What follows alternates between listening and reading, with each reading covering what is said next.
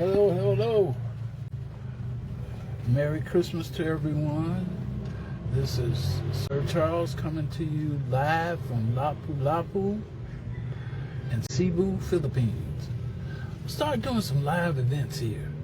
And I'm sitting up here. I bought me a new e-bike like you see in front of me. And right now, I haven't driven this thing probably at least a week. Not since I bought it, really. But so I said, I got to get back out of here because this is the new year, and I want to have some adventures with this darn bike because driving here in the Philippines is something else. It's something else. How did I come to the Philippines? You know, I see a lot of people wondering why would a person do something like this. And that's probably a good idea to share with you about it. What you're seeing right now is the guard gate out here in my complex. And see, what happened was just before COVID,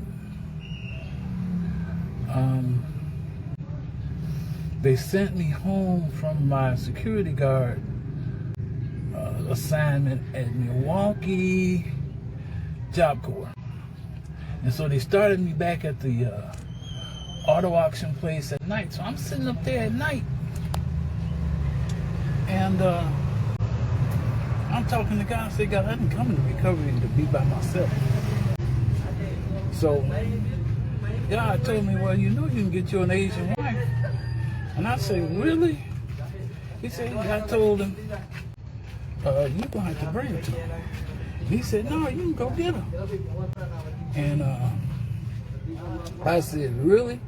So I got on YouTube and Googled it and started looking at some YouTube videos about Asian women in Asian countries. And I came across a video about the Philippines and Filipino women. I think it was Filipino P, and that was her channel. She was talking about Filipino women and, you know, how desirable they are, but they're somewhat difficult. And so inside the description, it had a link to sign up for a Filipino introduction service. So I signed up for it. Next thing you know, I signed up for it that night, and I go home, and my brother and his sister, my sister-in-law come by to pick up their mail, and I tell them what I'm about to do. And my sister-in-law said, you ain't got to do that. We got a friend. He's married to a Filipino. I said, cool. Have him call me. See, now realize I've been in this recovery thing for a while, and I know there are no coincidences. So when that happened, I knew something was up to it. So he called me that night, and I told him what I was about to do. And he said, you ain't got to go through that Filipino service. I got a Facebook page. I can put you on there. I said, okay. And so he puts me on that Filipino page. His name is Derek Alangapo. He's deceased now. He died of COVID back in Florida. But his Facebook page and stuff is still out there.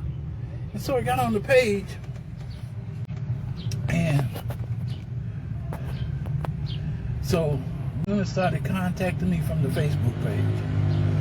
It was back during one of that big typhoons they have here, so it was really messed up.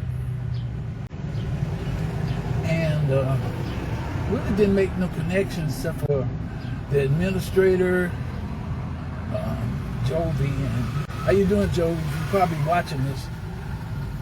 She be on Facebook a lot. Let me know that you watch.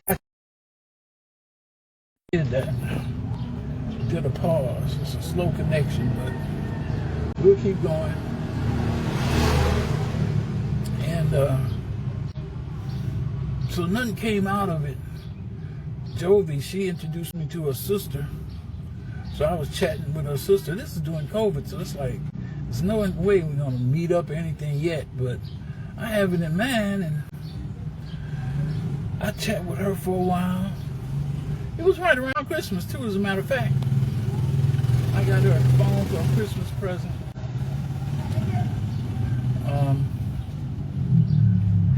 At the suggestion of her sister. And then she asked for some grocery money. I did it once. Then she asked for it again. I said, no, I'm not doing it. And then she stopped chatting. So that was my first introduction to the Filipino culture, if you call it that. But then there was another one.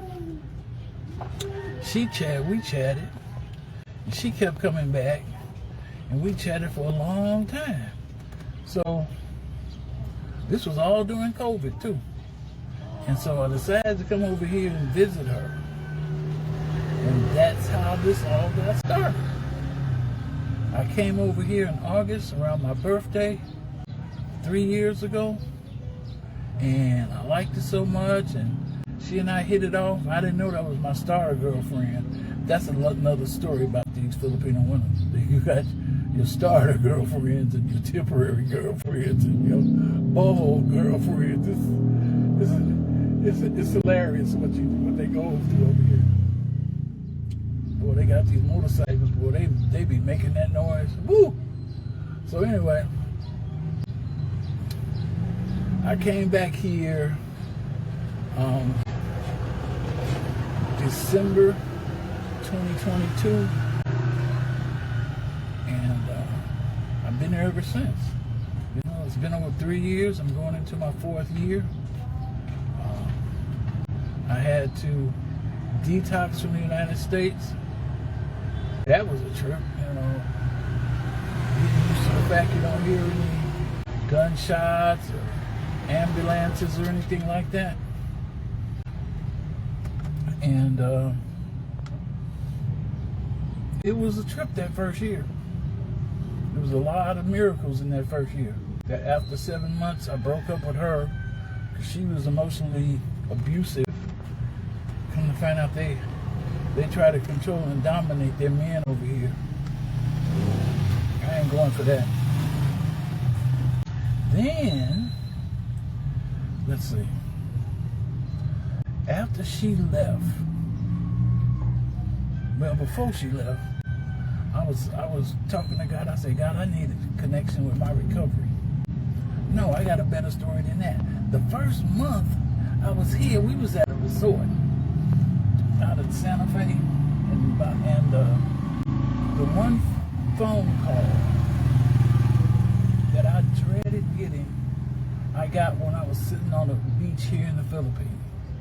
The one call I've been dreading ever since 2008 was the phone call that my brother had died. I got that phone call in December 2022, sitting at a resort in the Philippines, about to have a they done roasted a pig. It's a big celebration, and the call I've been dreading, I get it sitting here in the Philippines. Now check this out. So I'm asking God, I said, God, what you up here to? You got me here in this beautiful situation, and the one call I've been dreading since 2008, I finally get it. So I sit there and I meditate on it. And I said, you got me around all these loving and caring people. Let me just go with it, but, you know, don't give in to my feelings yet. So we eating pig, you know, they roast the whole pig and stuff. Just like you see them luau's and stuff, they do that all the time over here. And so we're going into this celebration, and this guy, he said, we're going to have a little celebration, and everybody's going to get a chance to talk about what they're grateful for. I said, cool, you know, I'm in recovery, I can do that.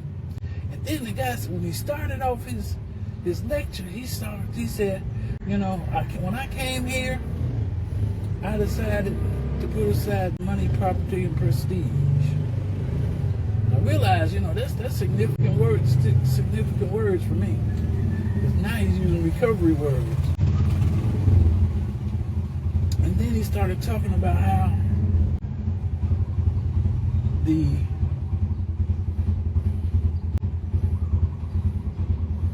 don't know what this is.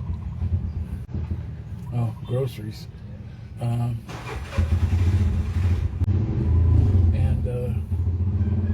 His girlfriend and kids. Australian, looks like. But anyway. And so he started talking about how the people on the island, they were strung out on drugs in their subconscious mind, and he was going back and forth between Filipino and English, so I was understanding what he was talking about. And here it is. He said he had to stay focused on his primary purpose. You know what I'm saying? And here I am. I'm in recovery, and those words are meaningful to me. And so that's how I got through that. And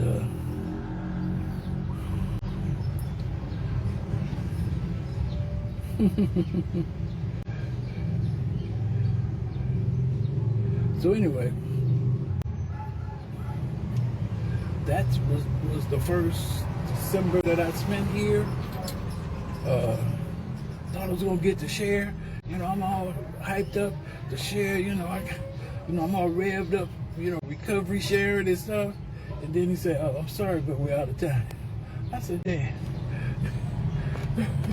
He done pulled a Rodney B on me and took him all the sharing time.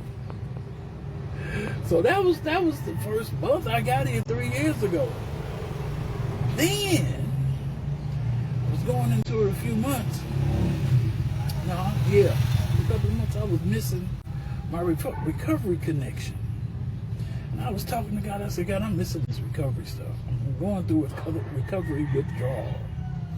And so I go out and sit up at the pool, and this white guy come walking up to me, and he was from Nova Scotia. He said, "Hey, how you doing?" And we struck up a conversation.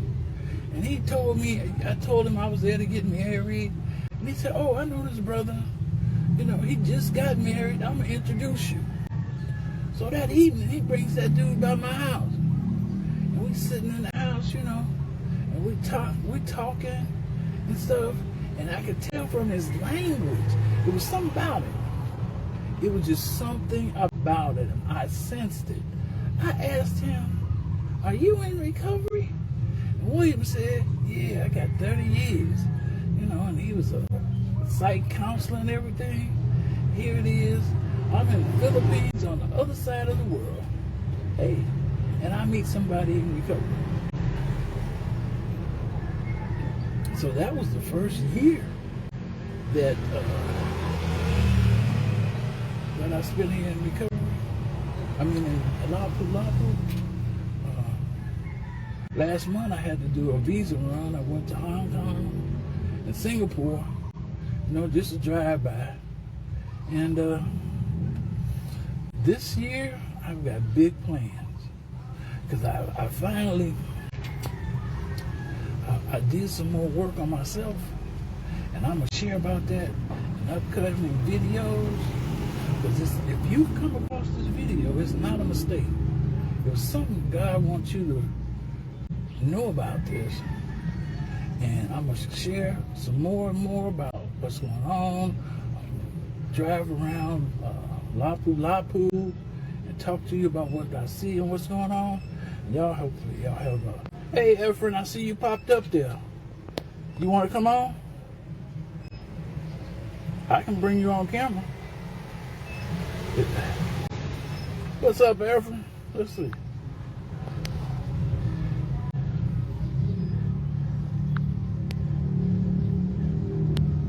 Couldn't add you. The person ain't doing it. Okay.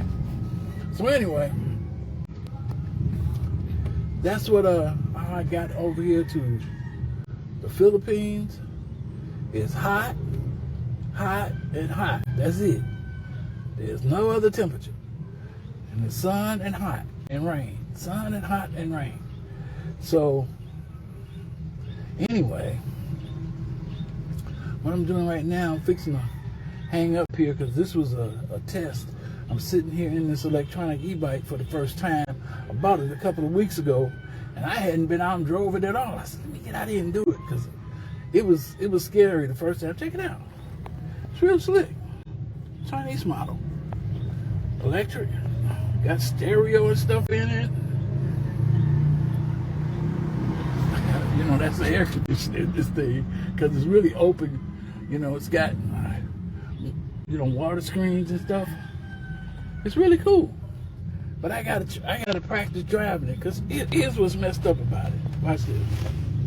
You see them pedals? They're backwards. In America, our pedals are oriented over to the right leg. Over here, that's either in the center or to my left. And that really threw me off when I first got started.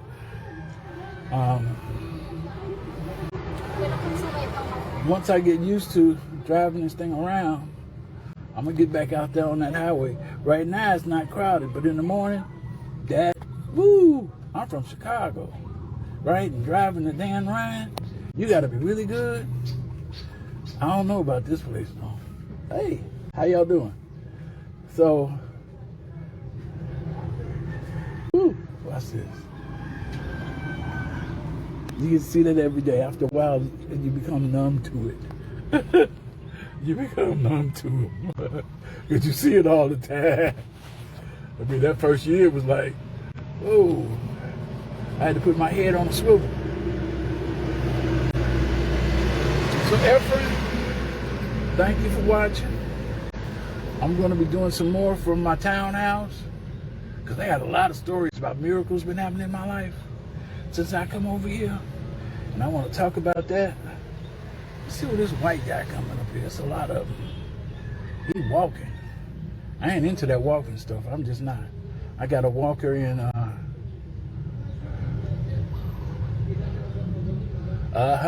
See? You cannot walk in here. He stopped that white guy cold. You cannot come in here unless you're invited.